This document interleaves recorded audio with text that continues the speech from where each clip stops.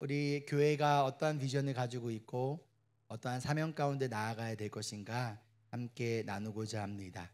오늘 말씀 제목은요, We are EJEP입니다. 우리 말씀 함께 읽을 건데 요한복음 15장 1절부터 17절까지의 말씀이에요. 요한복음 15장 1절부터 17절까지의 말씀입니다. 저희 교회는 한글은 새 번역, 영어는 ESV 버전을 보고 있습니다. 다 찾으셨으면 이 시간 자리에 일어나셔서 우리 먼저 1절부터 8절까지 우리 소연 도사님께서 읽어주겠습니다. 요한복음 15장 1절입니다. 나는 참 포도나무요 내 아버지는 농부이시다. 내게 붙어 있으면서도 열매를 맺지 못하는 가지는 아버지께서 다 잘라버리시고 열매를 맺는 가지는 더 많은 열매를 맺게 하시려고 손질하신다. 너희는 내가 너희에게 말한 그 말로 말미암아 이미 깨끗하게 되었다. 내 안에 머물러 있어라. 그리하면 나도 너희 안에 머물러 있겠다. 가지가 포도나무에 붙어 있지 아니하면 스스로 열매를 맺을 수 없는 것과 같이 너희도 내 안에 머물러 있지 아니하면 열매를 맺을 수 없다. 나는 포도나무요 너희는 가지이다. 사람이 내 안에 머물러 있고 내가 그 안에 머물러 있으면 그는 많은 열매를 맺는다. 너희는 나를 떠나서는 아무것도 할 수 없다. 사람이 내 안에 머물러 있지 아니하면 그는 쓸모없는 가지처럼 버림을 받아서 말라버린다. 사람들이 그것을 모아다가 불에 던져서 태워버린다. 너희가 내 안에 머물러 있고 내 말이 너희 안에 머물러 있으면 너희가 무엇을 구하든지 다 그대로 이루어질 것이다. 너희가 열매를 많이 맺어서 내 제자가 되면 이것으로 내 아버지께서 영광을 받으실 것이다. 9절입니다. 아버지께서 나를 사랑하신 것과 같이 나도 너희를 사랑하였다. 너희는 내 사랑 안에 머물러 있어라. 너희가 내 계명을 지키면 내 사랑 안에 머물러 있을 것이다. 그것은 마치 내가 내 아버지의 계명을 지켜서 그 사랑 안에 머물러 있는 것과 같다. 내가 너희에게 이러한 말을 한 것은 내 기쁨이 너희 안에 있게 하고 또 너희의 기쁨이 넘치게 하려는 것이다. 내 계명은 이것이다. 내가 너희를 사랑한 것 같이 너희도 서로 사랑하여라. 사람이 자기 친구를 위하여 자기 목숨을 내놓는 것보다 더 큰 사랑은 없다. 내가 너희에게 명한 것을 너희가 행하면 너희는 나의 친구이다. 이제부터는 내가 너희를 종이라고 부르지 않겠다. 종은 그의 주인이 무엇을 하는지를 알지 못한다. 나는 너희를 친구라고 불렀다. 내가 아버지께서 들은 모든 것을 너희에게 알려주었기 때문이다. 너희가 나를 택한 것이 아니라 내가 너희를 택하여 세운 것이다. 그것은 너희가 가서 열매를 맺어 그 열매가 언제나 남아있게 하려는 것이다. 그리하여 너희가 내 이름으로 아버지께 구하는 것은 무엇이든지 다 받게 하려는 것이다. 17절 함께 읽겠습니다. 내가 너에게 명한 것은 이것이다. 너희는 서로 사랑하여라. 아멘. 가슴에 손을 얹고 고백하겠습니다. 이 시간 하나님의 말씀을 받습니다. 이 말씀이 나를 변화시킵니다. 이 말씀이 우리 가정을 변화시킵니다. 내 멋대로의 신앙에서 벗어날 것입니다. 아멘.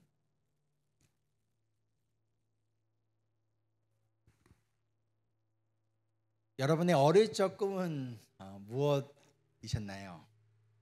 저는 어렸을 때 꿈이 목사가 되는 것이 저의 꿈이었습니다. 그런데 저희 아버지께서 제가 초등학교 1학년 때 신학교를 가시고 목사님이 되셔서 제가 목사님의 자녀로 살다 보니 굶어 죽어도 목사만은 되지는 안 되겠구나 라고 다짐을 했었어요.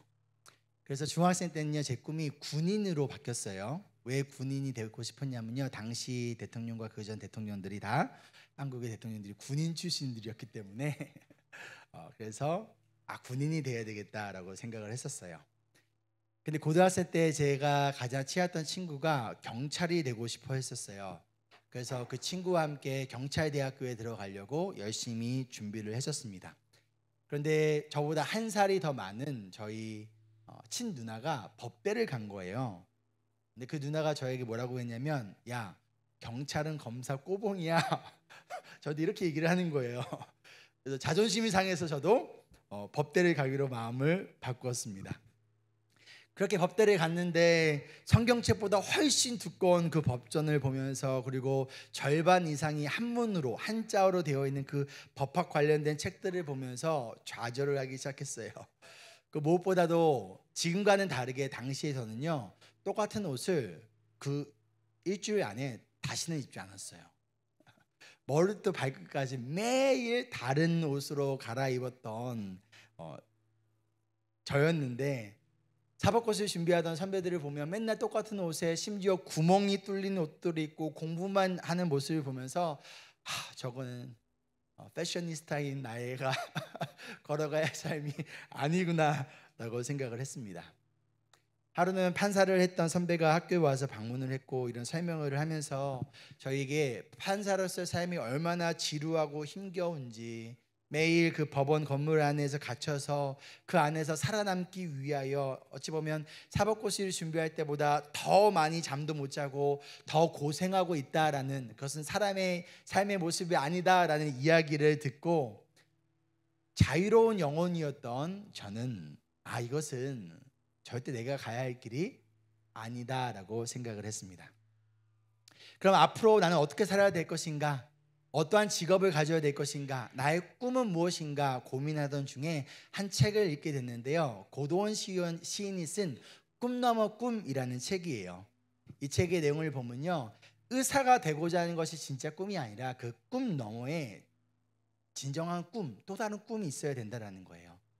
만약 의사가 되고자 하는 사람이 30대 의사가 되었다면 그 이후의 인생은 어떻게 살아가야 될 것인가, 무엇을 위해 살아가야 될지 알지 못한다면 남은 40년에서 50년의 인생을 그냥 아무런 목적 없이 살아갈 수밖에 없다라는 거예요. 또한 의사가 되지 못한다면 과연 그 사람의 인생은 실패한 인생일까요? 우리에게 진짜로 중요한 것은 내가 어떠한 직업을 얻는가가 아니라 내가 왜 그 직업을 가져야 하는가, 죽기 전까지 나는 무엇을 위해 살아야 되는가라는 진짜 꿈 너머의 꿈이 있어야 한다라는 거예요. 의사가 되고자 하는 이유가 아프고 병든 사람들을 도와주기 위해서라면, 만약 내가 의사가 되지 못하더라도 나는 다른 직업을 가지고도 얼마든지 아프고 힘든 사람을 도와주며 살아갈 수 있다는 거예요. 내가 그 직업에서 은퇴할지라도 나는 여전히 아프고 힘든 사람을 도와주며 살아갈 수 있다는 거예요. 즉, 의사가 되는 것은 도구 또는 통로가 될 수는 있어도 나의 진정한 꿈은 될 수 없다는 거예요. 이 책을 읽고 그럼 나는 어떠한 직업을 가지고자 될 것인가 고민하며, 나아가 단순한 어떠한 직업을 가져야 될 것을 넘어 나는 어떠한 인생을 살아야 될 것인가, 내가 죽는 날까지 나는 어떠한 꿈을 꾸며 살아야 될 것인가 에 대해 고민하기 시작을 했고, 그리고 예수님을 인격적으로 만나고 난 다음에 그 꿈 넘어 꿈이 바로 비전이라는 것을 알게 됐어요. 비전은 직업이 아니에요. 그리고 짧은 시간 안에 단기간에 이룰 수 있는 것도 아니에요. 비전은 우리의 평생의 목표이자 우리의 인생의 방향성을 잡아주는 등대와 같다라는 거예요. 넓은 바다에서 배가 길을 잃더라도 등대가 비추는 그 빛을 보고 방향을 틀어서 어디로 가야 할지 알며 그곳을 향해 가듯이, 우리의 인생이란 큰 바다 가운데서 때로는 길을 잃을 때도 있고 앞으로 가야 될지 뒤로 가야 될지 왼쪽인지 오른쪽인지 모를 때도 있지만, 가운데서 우리가 무엇을 위해 살아가야 되는지 모를 때도 있지만, 헤맬 때도 있지만, 우리에게 그런 확실한 비전이 있다면 그 비전을 바라보며 그것을 향하여 항해하며 배를 저으며 나아갈 수 있다는 거예요. 개인의 인생뿐만 아니라 우리의 가정, 그리고 우리 교회도 마찬가지입니다. 비전이 없는 교회는 그냥 넓은 바다에서 어디로 가야 할지 몰라 헤매이는 돛담배와 같을 뿐이에요. A란 교회에서 이러한 프로그램을 했더니 성도 수가 늘었대. B란 교회에서 이렇게 했더니 헌금 수가 늘었대. 비전이 없다 보면, 그래? 그럼 우리도 이렇게 해볼까? 그래? 그러면 이번에는 이렇게 해볼까? 그렇게 헤매며 우리가 어디로 가야 할지, 무엇을 위해 존재해야 될지 모른 채 헤매이는 돛담배와 같을 수밖에 없다라는 것이죠. 근데 중요한 것은요, 이러한 비전은요, 내가 만드는 게 아니에요.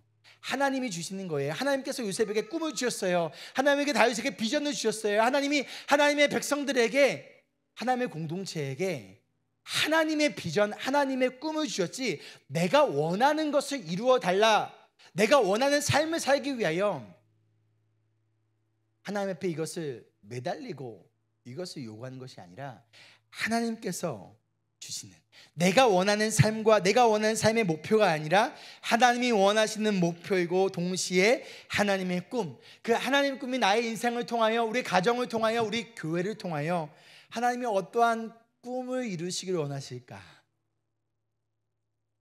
그 하나님의 마음을 아는 것이 바로 비전 아닐까요? 여러분, 어떠한 비전을 가지고 계십니까? 무엇을 위하여 살아가시고 무엇 때문에 이거 멜번까지 왔습니까? 무엇을 위하여 지금 최선을 다하여 공부하고 있고 최선을 다하여 돈을 벌고 있고 그렇게 살아가고 있습니까? 현재의 직업에서 은퇴한 이후에는요, 여러분 어떻게 살아가시겠습니까? 죽는 순간까지 우리는 어떠한 꿈을 꾸며 살아가야 할까요? 제가 목회자로서의 부르심을 받고 어떠한 목회자가 되어야 할지, 나는 과연 어떻게 살아야 될 것인가 고민하며 기도하며 나아갈 때, 그때 하나님께서 저에게 주셨던 말씀이 바로 사도행전 20장 24절 말씀이었어요. 내가 달려갈 길과 주 예수께 받은 사명 곧 그 은혜의 복음을 증거하는 일을 마치려 하면은 나의 생명조차 조금도 아끼지 아니하노라. 당시에는 세번역이 없었기 때문에 개역개정으로 이 말씀이 저의 인생의 비전이에요. 저의 인생을 이끌어간 등대와 같아요. 예수님의 제자로서 그리고 목회자로서 살아가며 힘들고 어려운 순간들도 찾아옵니다. 포기하고 싶을 때도 있습니다. 때로는 마음이 무뎌지고 낙심될 때도 있습니다. 그때마다 뭘 붙드는 거예요? 이 말씀을 붙드는 거예요. 나의 달려갈 길과 주 예수께 받은 사명, 그 은혜의 복음을 증거하는 일을 마치려 하면은 나의 생명조차 조금도 아끼지 아니하노라. 저의 삶을 이끌어주는 저의 비전의 말씀이고요. 저는요, 죽는 순간까지 하나님의 은혜의 복음을 전하는 삶을 살아갈 거예요. 이번 주에 저희 SFC에 정기적으로 오시던 앤드류 할아버지가 지난주에 돌아가셨어요. 그래서 이제 장례 예배가 있었는데요. 장례 예배를 마치고 나서 우리 열방이가 저한테 이렇게 물어보는 거예요. 아빠 장례 예배는 어땠으면 좋겠어요? 그래서 제가 이렇게 얘기를 했어요. 아빠 장례식에서는, 예배에서는 최소 10곡의 찬양을 불렀으면 좋겠어. 그리고 우리가 춤추고 찬양했으면 좋겠어. 우리 대원 집사님이 막 이거 탬버린 쳤던 것처럼, 그렇죠? 캠프에서 찬양하면서 막 춤추고 막, 그래서 아빠가 드디어 천국에 입성했다, 예수님의 품에 갔다 하면서 막 그런 예배가 됐으면 좋겠어. 그래서 열방이가 물어보는 거예요. 그럼 그날 장례 예배 때 설교는 누가 해요? 제가 그랬어요. 당연히 아빠가 하지. 내가 미리 다 녹화해 놓을 거야. 내가 다 녹화 영상 해놓고 장례식 때 내가 설교할 거야. 그래서 열방이 묻더라고요. 갑자기 죽으면요? 그래서 우리 손석훈 목사님, 멜번 서울교회 손석훈 목사님하고 저희가 서로 해주기로 했어요. 갑자기 만약에 우리 죽으면 서로 설교를 해주자. 저는 제 장례식에서 제가 설교하고 싶어요. 죽는 순간까지, 아니 죽어서 마지막 순간에도 나의 달려갈 길과 주 예수께 받은 사명 곧 그 은혜의 복음을 증거하는 일을 마치려 하면은 나의 생명조차 조금도 아끼지 아니한다. 그러게 목사라는 직업은요, 그리고 지금 현재 제가 담당하고 있는 인브레스 교회 담임 목사라는 역할은요, 저의 비전이 아니에요. 저의 꿈이 아니에요. 이것은 하나님이 저에게 주신 그 비전을 위한 통로이고 도구일 뿐이지, 이 자리가, 이 역할이 저의 진짜 비전이 아니라는 것이죠. 그러면 다시 한번 묻겠습니다. 여러분의 비전은 무엇인가요? 하나님이 여러분에게 주신 말씀은 무엇입니까? 상황이 아니라, 사람들의 말이 아니라, 매스컴이 아니라 어떠한 말씀이 여러분의 인생을 이끌어가고 있고, 흔들릴 때마다, 이 길을 만나 두려움 가운데 싸울 때마다 어떠한 말씀을 붙들고 살아가고 계신가요? 그렇다면 우리 인브레스 교회의 비전은 무엇이죠? Embrace Jesus, embrace people. 우리 교회 MBTI잖아요, 그렇죠? EJEP, 예수님을 품고 사람을 품는 교회. 이것이 저희 교회 비전이에요. 이 비전을 위하여서 저희 교회는 시작되어졌습니다. 그렇다면 먼저 예수님을 품는다라는 것은 어떠한 의미일까요? 요한복음 15장 4절에 예수님께서 제자들에게 이렇게 말씀하세요. 우리 함께 읽겠습니다. 시작. 내 안에 머물러 있어라. 그리하면 나도 너희 안에 머물러 있겠다. 가지가 포도나무에 붙어 있지 아니하면 스스로 열매를 맺을 수 없는 것과 같이 너희도 내 안에 머물러 있지 아니하면 열매를 맺을 수 없다. 예수님께서 제자들에게 가장 먼저 요구하신 것이 뭐냐면 나가서 일해 사역해 열매 맺어가 아니었습니다. 내 안에 머물러 있어라 였어요. 근데 예수님 안에 머무르는 목적이 무엇인가요? 결과가 머무를 때 나타나는 결과가 뭐예요? 열매를 맺는다라는 거예요. 예수님 안에 머물러 있을 때 포도나무신 예수님께 붙어 있을 때 우리는 열매 맺는 삶을 살아갈 수 있어요. 그래서 마태복음의 말씀에서는요, 열매를 보고 그 사람의 뿌리를 알 수 있다라고 얘기를 해요. 그 사람 인생 가운데서 예수 그리스도를 믿는 자에 합당한 열매가 없다라면 그 이유는 그 뿌리가 잘못됐다라는 것이죠. 즉 예수님과 연결되어져 있고 예수님이 내 안에 계시고 내가 예수님 안에 머물러 있을 때 나타나는 그 결과가 있는데, 아웃컴이 있는데, 그것이 바로 열매라는 거예요. 그리고 이어서 이렇게 말씀하십니다. 나는 포도나무요, 너희는 가지다. 그렇기 때문에 열매를 맺는 것에 집중하는 것이 아니라 우리는 포도나무신 예수님께 붙어 있는 것, 예수님 우리 안에 거하시고 우리가 예수님 안에 거하는 것, 그리할 때 자동적으로 나타나는 결과가 바로 많은 열매를 맺게 되어 있다는 거예요. 자, 그럼 열매 맺는 비결이 무엇이에요? 예수님한테 붙어 있는 거예요. 예수님 안에 거하는 거예요. 다른 말로 예수님과 영적 교제를 나누는 거예요. 그래서 예수님께서 뭐라고 말씀하시냐면 너희가 나를 떠나서는 아무것도 할 수 없다. 영어로 보면 apart from me you can do nothing. 우리가 아무리 노력하고 아무리 열매를 맺고 아무리 하나님 나라를 위해서 무엇인가 하고 싶더라도 apart from Jesus you can do nothing. 예수님 안에 거하지 않는다면, 예수님께 붙어있지 않는다면 우리는 아무것도 할 수 없다라는 거예요. 빌립보서에 사도 바울이 이렇게 말하죠. 나에게 능력 주신 분 안에서 나는 모든 것을 할 수 있습니다. 우리 앞구절과 이 뒷구절, 여기서 중요한 것이 뭐냐면요, You can do thing 또는 I can do all things, 이게 사실 중요한 게 아니에요. 중요한 건 뭐냐면요, apart from me, 그리고 through me, through Jesus, 이게 중요하다는 거예요. 누가 열매를 맺게 합니까? 누가 능력을 주십니까? 예수님이라는 거예요. 우리는 우리의 능력으로 열매를 맺고 우리의 능력으로 무엇인가를 얻어낸 다음에 예수님한테 증명을 받고 컨펌을 받고 아니면 인정을 받는 삶이 아니라 예수님께 붙어있고 예수님 우리 안에 거하시고 예수님을 붙들며 나아갈 때 예수님으로 인하여 우리는 열매를 맺으며 살아갈 수 있다. 다른 말로 예수님을 품지 않고서는, 즉 embrace Jesus가 되지 않고서는 우리는 절대 embrace people이 될 수 없다라는 거예요. 개척된 이후 지난 3년 동안 그래서 저희가 목회적으로 집중했던 부분이 어디예요? embrace Jesus예요.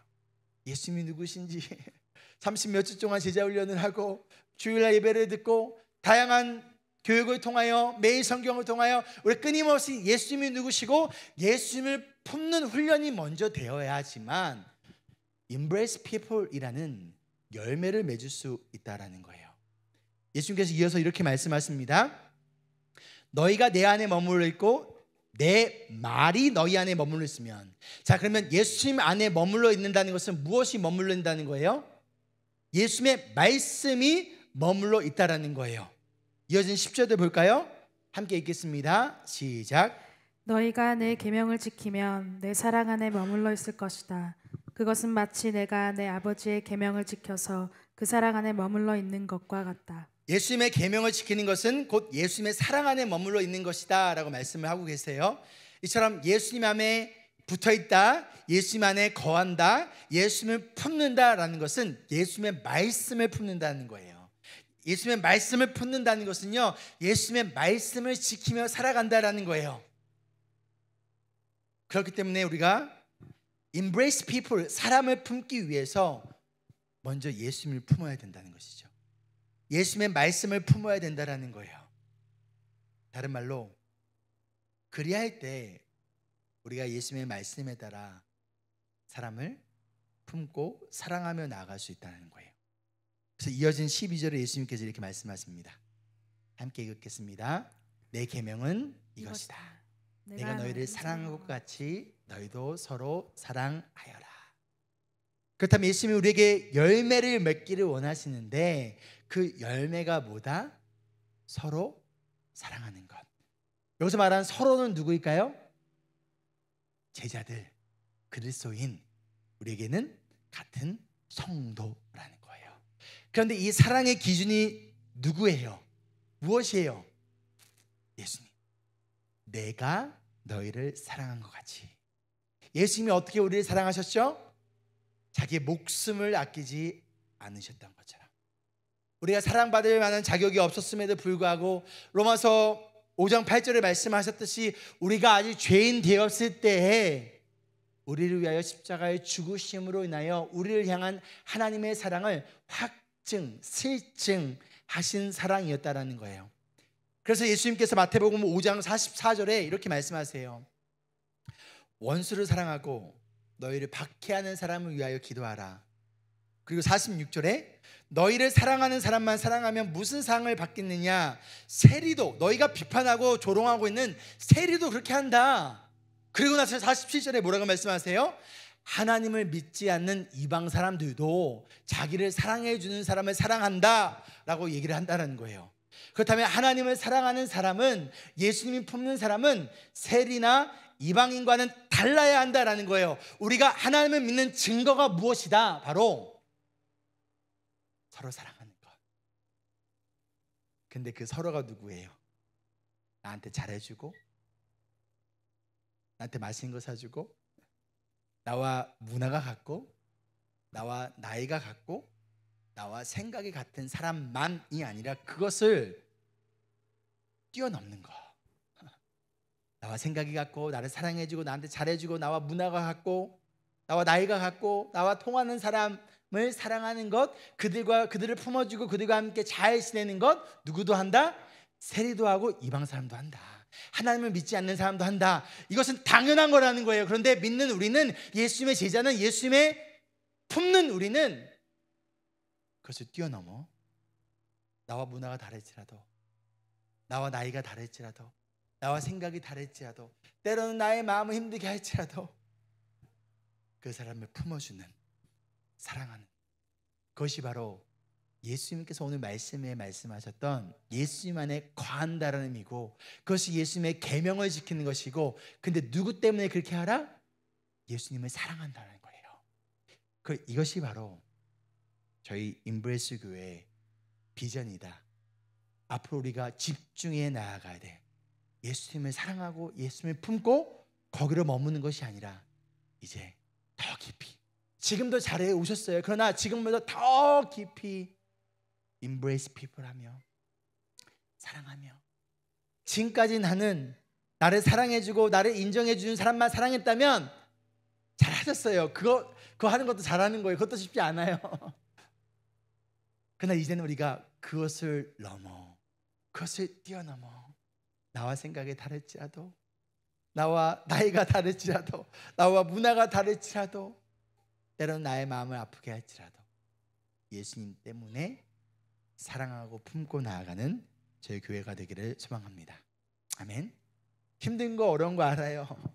여러분, 저라고 힘들까요? 저희 카톡방에 한 명 한 명 이렇게 늘어날 때마다 저는요 무거운 책임감을 느껴요.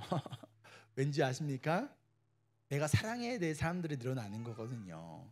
그런데 현실은 어때요? 그러지 못하고 있는 나의 연약함과 나의 부족함을 바라보게 돼요. 그래서 제가 가장 많이 기도하는 게 뭐냐면요, 하나님, 나 설교 잘하게 해주세요. 설교 이번 주 설교 홈런 치게 해주세요가 아니라, 하나님 사랑하게 해주세요. 저희 MBTI는요 ISTJ입니다. 그래서 내 성향이 아니라 성경을 따라 살아가기 위하여 엄청 기도하고 발버둥 쳐요. 저는 혼자 있는 걸 너무 좋아하는 사람이에요. 우리 아내와 아이들은 잘 알아요.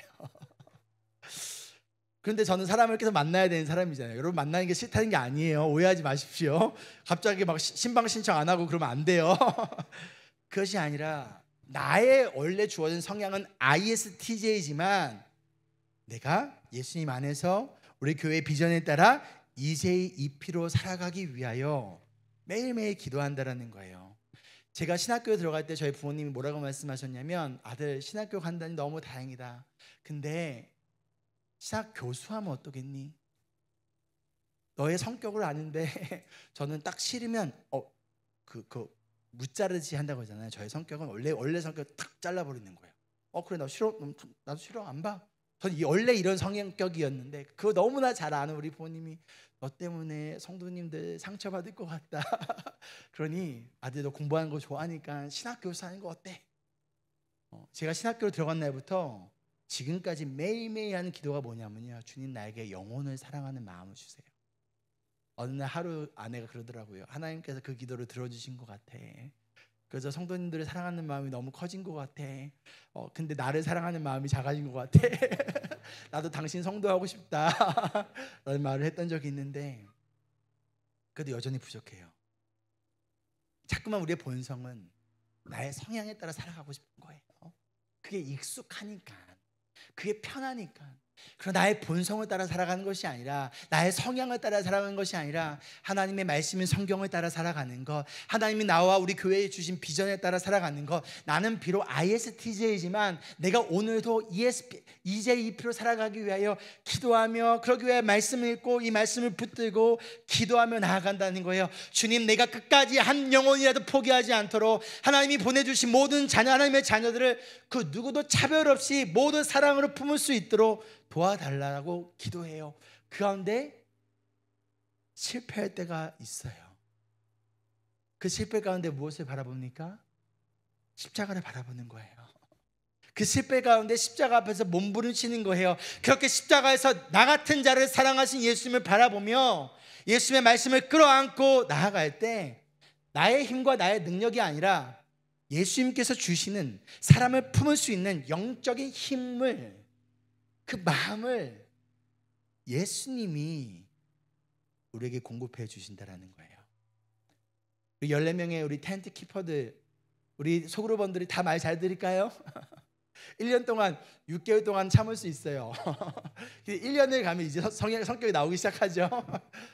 근데 나의 성향이 아니라 하나님의 말씀에 따라, 예수님의 비전에 따라 우리가 품고 인내하고 끌어안고 나아가는 우리 텐트 키퍼들 뿐만 아니라 이 자리에 우리 모든 주님의 자녀들 되기를 소망합니다.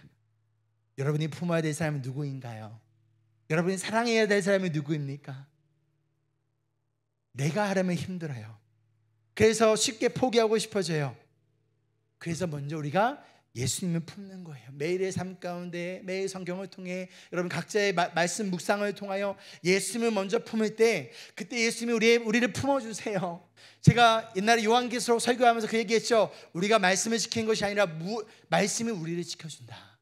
우리가 말씀을 지키는 것처럼 보이지만 사실 그 말씀을 묵상하며 그 말씀 품고 나아갈 때 그 말씀이 내가 오늘도 가정과 학교와 직장과 교회 안에서 예수님의 뜻에 따라 예수님의 제자답게 살아갈 수 있도록 수많은 유혹과 수많은 나를 흔드는 소리들 가운데서 나의 생각과 마음을 지켜주는 것이 바로 하나님의 말씀이라는 거예요.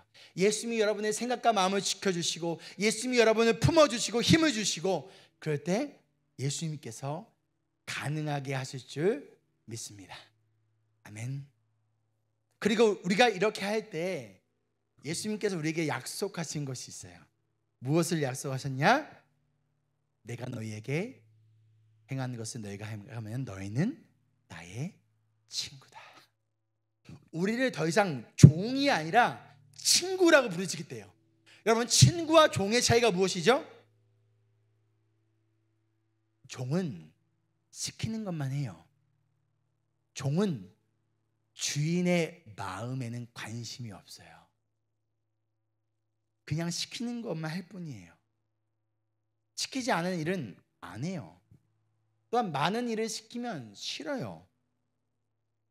그러나 친구는요, 친구의 마음을 알아요. 그래서 시키지 않아도, 부탁하지 않아도, 때로는 하기 싫어도, 때로는 나의 상황이 어려워도 내가 사랑하는 그 친구를 위하여 그 친구의 마음을 알기 때문에 그 일을 한다라는 거예요.